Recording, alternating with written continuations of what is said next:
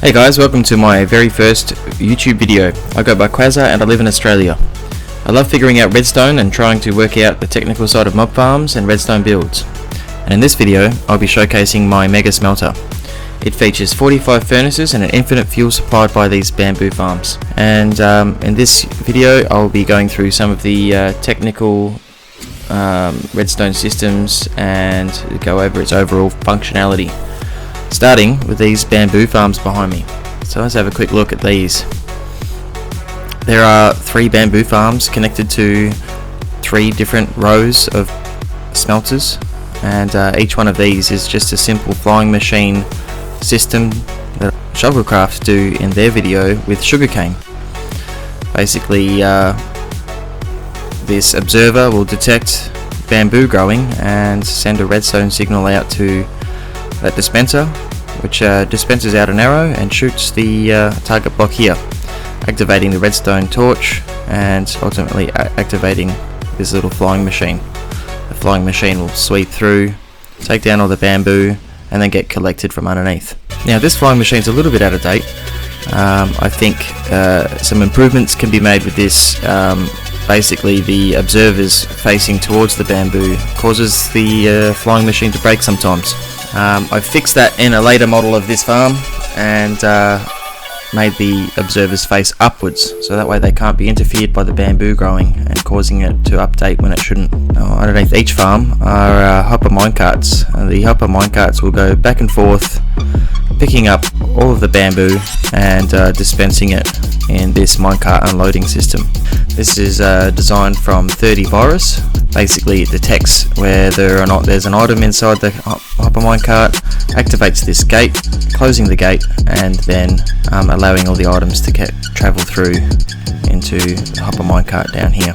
Once the items get stored, they get stored into 3 double chestfuls behind each furnace to ensure that it doesn't run out of fuel, because it actually takes 4 bamboo to smelt 1 item, which is really inefficient. So that's why we need a bit of a storage. All the items, once they've been finished smelting, they split off into 2 different directions and getting collected by a dispenser. And this dispenser is connected to a auto dispenser, which allows items to get automatically dispensed once they enter the dispenser. This is Mumbo Jumbo's design. I've got a link in the description below. But since I've built this design, I've found Mango's design for the same thing, and it's just a little bit more compact, a little less redstone dust hanging around. Just depends on your circumstance whether or not you want to use this one or this one. After the items are dispensed into this bubble elevator, they go up this channel here, go across and into some hoppers down into the storage. They'll get kept here.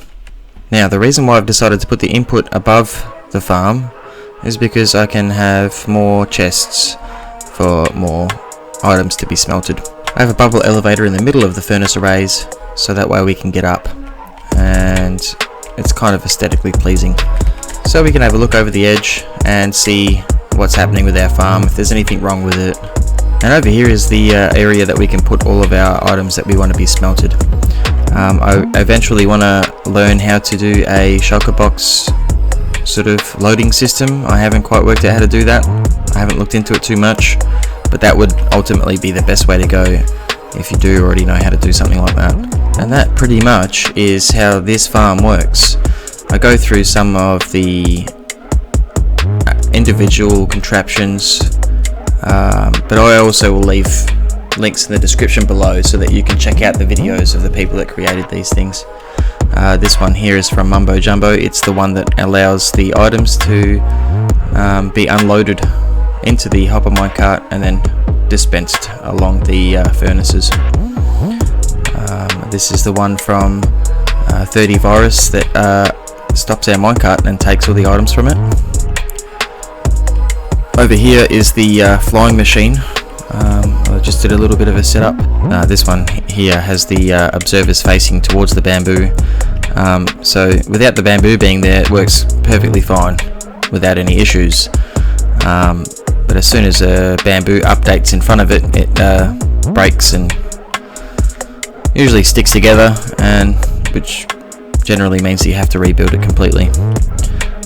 This second design, where the observers are facing upwards and not facing towards any bamboo, this one has not broken yet. I actually have it in a smelter array up there, which I'll show you in just a moment.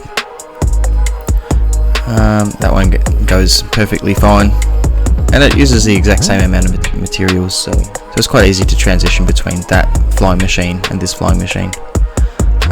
If you find that your world's just a little bit too laggy with something like this, because when these flying machines do go, it is breaking a lot of bamboo at the same time, so sometimes, you know, it can generate a little bit of lag. I think that you could easily switch it out for something more along this lines. It is a little bit more expensive because of the observers obviously aren't cheap, and you need to have one observer per bamboo, really. I've done the same thing with the arrows here. There's other ways you can send redstone down. I like this way better. I think it looks better, and it works in most conditions.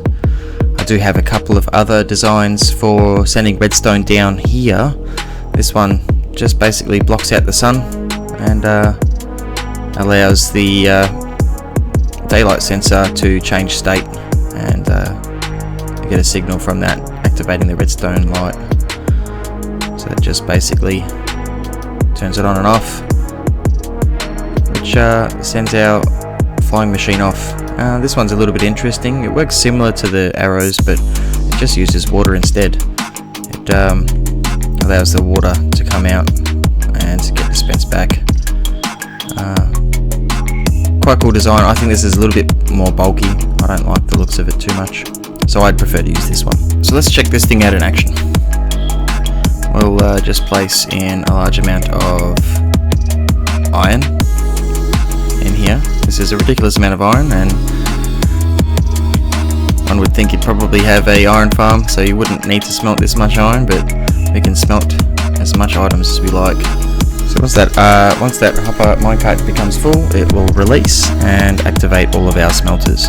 And then we have our items coming through now, up the elevator, across, which looks kind of cool. Now this Mega Smelter is 100% fully customizable. It has individual modules that can be moved and shifted and put into areas of your liking. You could potentially just have one arm of this and just run on 15 smelters. You can have a larger bamboo farm and split it up amongst two sides, and I have an example of that up here. This is just a mega base that I've been working on just in my spare time, playing around with different things, and I've managed to fit this furnace array here. It basically has a single bamboo farm above, which has two sweepers. This is the flying machines that have the upwards facing observers, and I have not had any issues with it breaking. And underneath here we have the hopper minecarts going back and forth and unloading on both sides, so that's something that you can think about doing. And underneath here we have two very large lines of furnaces. This furnace array has two inputs, one on either side, so you can, you know, run something through this side and run something else through the other side. And the output, I haven't quite connected it up just yet, but the output will be going through here and into bulk storage. And thank you for watching my very first YouTube video. I hope that you enjoyed it, and be sure to check out the video links in the description below. Until next time, Quasarmac, please don't forget to like this video, and if you're interested in more content from me, then please press the subscribe button. See you next time, guys.